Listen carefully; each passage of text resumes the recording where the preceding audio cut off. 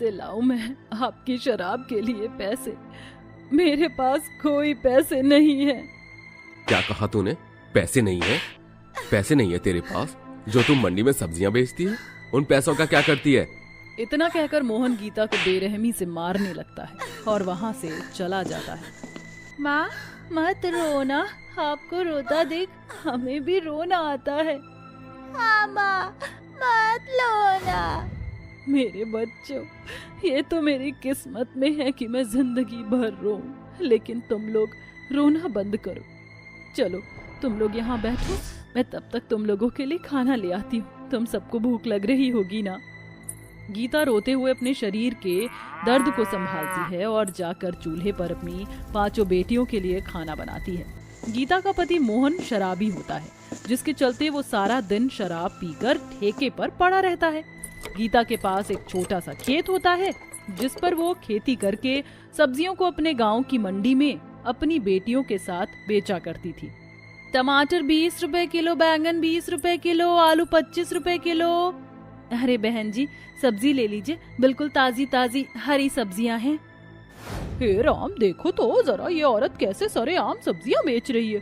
अरे हमारे गांव की बहू बेटियां घूंघट में घरों पर रहती हैं, ना कि तुम्हारी तरह से सब्जियां बेचती हैं। इसने तो हमारे गांव की संस्कृति को खराब कर दिया है। गायत्री जिस गांव में रहती थी, वो गांव शहर और बाकी गांव से पिछड़ा हुआ था, जिसके चलते वहाँ के लोगों की सोच भी पिछड़ी थी।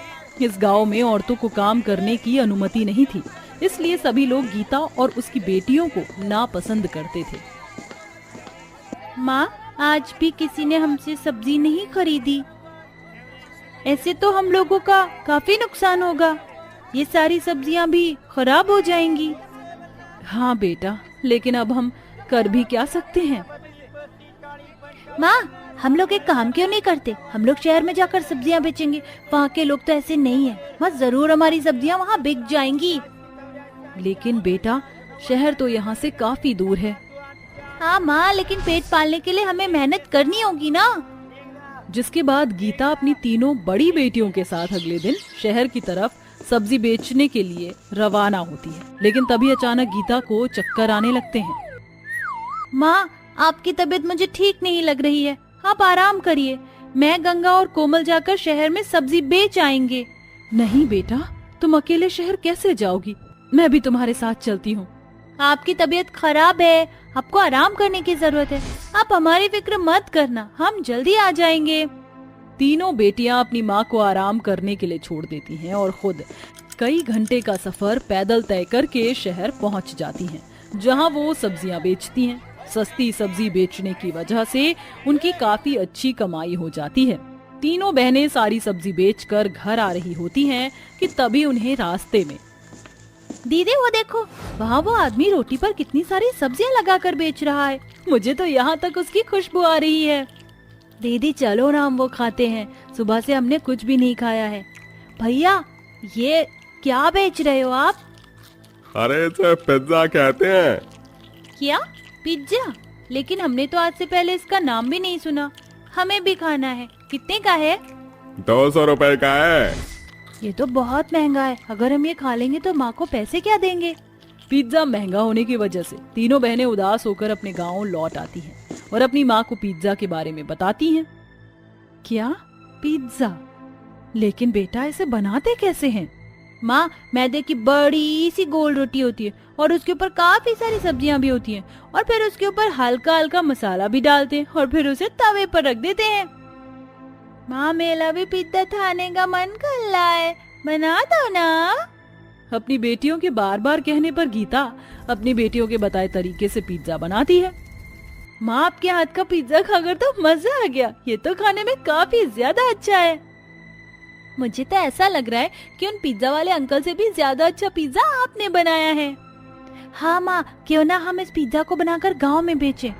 गांव में कहीं पर भी ऐसी खाने की कोई चीज नहीं। अगर हम इसे गांव के लोगों को बेचेंगे तो गांव के लोग इसे जरूर खाएंगे।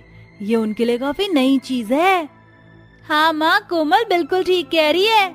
अपनी बेटियों की बात मानकर गीता अगले दिन होते ही 5 बेटियों को लेकर ठेले पर पिज्जा बनाकर उन्हें बेचना शुरू करती है।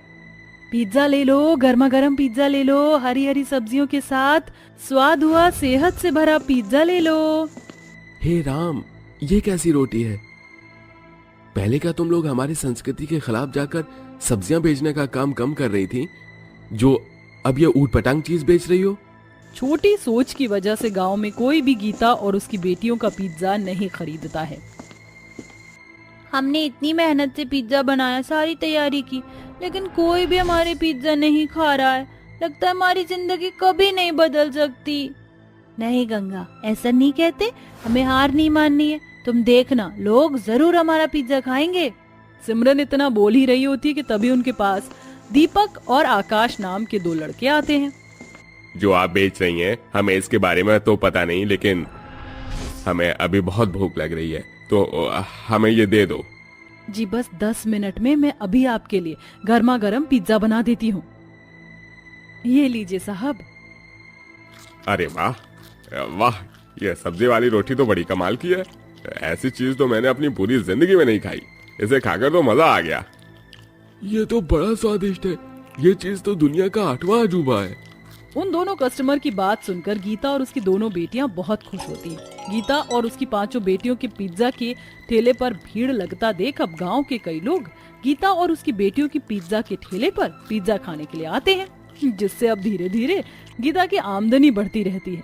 लेकिन कहते हैं ना कि किसी गरीब की जिंदगी में खुशियां इतनी आसानी से नहीं आती हैं। ए गीता, अपना ये पिज्जा का ठेला बंद कर। तुम्हें पता नहीं हमारे गांव की बहू बेटियां ऐसे सरेआम काम नहीं करती हैं। तुम्हारी हरकतों से हमारे गांव की बहू बेटियों पर बहुत बुरा असर पड़ेगा। अरे तुम्हें थोड़ी बहुत भी लाज शर्म है या नहीं? 5 बेटियों की माँ हो, फिर भी ऐसी हरकतें कर रही हो। सरपंच जी, इसमें शर्म की क्या बात है? मैं तो कोई गलत काम नहीं कर रही हूँ, बल्कि मेहनत करके अपना और अपनी बेटियों का पेट पाल रही हूँ। हाँ सरपंच जी, इसमें गलत बात क्या है? बड़ी जुबान चल रही है तेरी और तेरी बेटियों की। मदन लाल अपने 2 आदमियों को गीता का पिज्जा का ठेला तोड़ने का हुक्म देता है, जिसके बाद वो दोनों मिलकर गीता का पिज्जा का ठेला तोड़ देते हैं और उसका सारा सामान भी फेंक देते हैं। सरपंच जी, आपने अच्छा नहीं किया। भगवान सब देख रहा है, आपको करने का फल जरूर मिलेगा। अच्छा, कौन करेगा तेरी मदद? वो भगवान सिर्फ हम अमीरों की सुनता है, ना कि तुम गरीबों की। और इन गांव वालों को मैं तो जरा भी हिम्मत नहीं है जो तेरी मदद करे। ऐसा नहीं है सरपंच, हम लोग गरीब जरूर हैं, लेकिन हिम्मत बहुत है। हम गीता और उनकी बेटियों के साथ कोई गलत नहीं होने देंगे। हाँ, बहुत हुआ। अब हम तुम्हारा ये अत्याचार और बर्दाश्त नहीं करेंगे।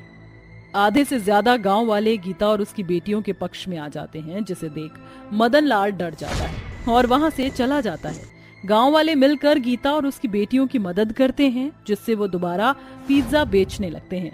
समय गुजरता है और कई साल बीत जाते हैं। गीता की 3 बड़ी बेटियां जवान और वहीं दोनों छोटी बेटियां बड़ी हो जाती हैं। तुम और तुम्हारी बेटियां हमारे लिए सफलता का सबसे बड़ा उदाहरण है। तुम्हारी और तुम्हारी बेटियों की वजह से हम औरतों में भी हिम्मत आई है और हमने भी अपना काम शुरू किया है। यह तो बस आप सब लोगों के साथ की वजह से हो पाया है, वरना आप लोगों के बिना मेरी बेटियां कुछ नहीं कर पाते। गीता और उसकी बेटियों की वजह से कई औरतों में भी अपना काम करने का जुनून जगा था। इसी के साथ अपनी सफलता की वजह से गीता और उसकी बेटियों ने गांव में कई जगहों पर पिज्जा के साथ साथ और भी तरह तरह के खाने पीने की चीज बेचना शुरू किया था, जिससे अब वो गांव के सबसे इज्जतदार और अमीर शख्स बन जाते हैं और खुशी खुशी अपना जीवन व्यतीत करते